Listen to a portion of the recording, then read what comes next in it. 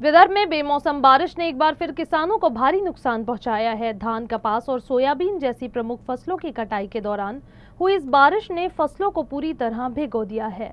इससे किसानों के मुंह का निवाला भी छीन गया है और बलिराजा बड़ी संकट में है।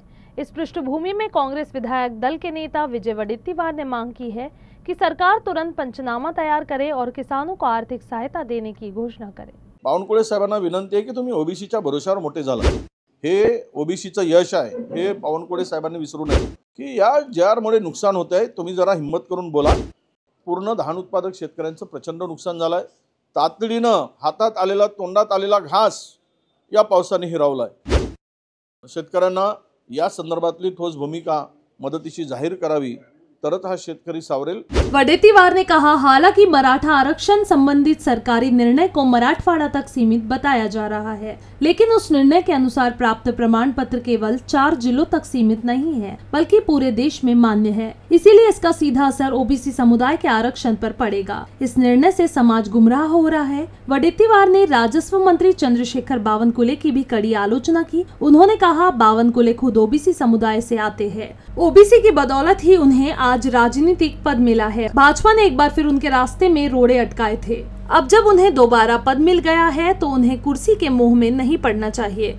उन्हें समुदाय के कल्याण के लिए दृढ़ रुख अपनाना चाहिए। ते प्रमाणपत्र ओबीसीचं कुठेही महाराष्ट्रात, देशात कुठेही लागू होतं।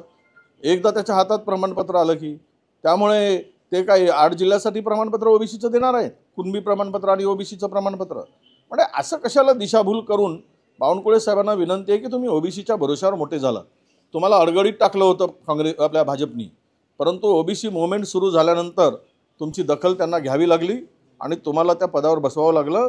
हे ओबीसीचं यश आहे, हे बावनकुळे साहेबांनी विसरू नये आणि त्यामुळे त्यांनाही आमची विनंती आहे की या JRमुळे नुकसान होत आहे। तुम्ही जरा हिम्मत करून बोला। मंत्रिमंडळामध्ये तुम्ही सत्तेच्या खुर्चीसाठी वाहत जाऊ नका, अशी सुद्धा आम्हाला त्यांना विनंती करायची आहे। राहिला विषय की आता 15 दिवस झाले, 20-16 दिवस आमचा मोर्चा निघून सरकार काय हलायला तयार नाही। आता 1 तारखेला आम्ही नागपुरात विदर्भातील प्रमुख ओबीसी नेत्यांच्या बरोबर आणि महाराष्ट्रातील काही निवडक ओबीसी नेत्यांच्या बरोबर ही बैठक होणार आहे। पुढची रणनीती कशी ठरवायची हा JR रद्द करण्यासाठी, कारण हा JR रद्द झाल्याशिवाय कुठल्याही परिस्थितीमध्ये ओबीसीचा अपन नुकसान टाळू शकत नहीं। वहीं विदर्भ में बेमौसम बारिश से किसानों को भारी नुकसान पर कांग्रेस नेता विजय वडेट्टीवार ने मांग की है कि सरकार तुरंत पंचनामा तैयार करे और किसानों को आर्थिक सहायता देने की घोषणा करे। वडेट्टीवार ने कहा कि कल हुई बेमौसम बारिश ने खासकर धान किसानों को भारी नुकसान पहुंचाया है। धान की गुणवत्ता खराब हो गई है और उसके खराब होने की आशंका बढ़ गई है। इससे किसानों को बाजार में उचित दाम नहीं मिलेगा। बारिश का पूर्वानुमान अभी भी प्रभावी है और नुकसान और बढ़ने की आशंका है। सरकार को तुरंत पंचनामा कर किसानों को राहत देनी चाहिए। आणि ही परिस्थिती आता आहे की पूर्ण धान उत्पादक शेतकऱ्यांचं प्रचंड नुकसान झालंय।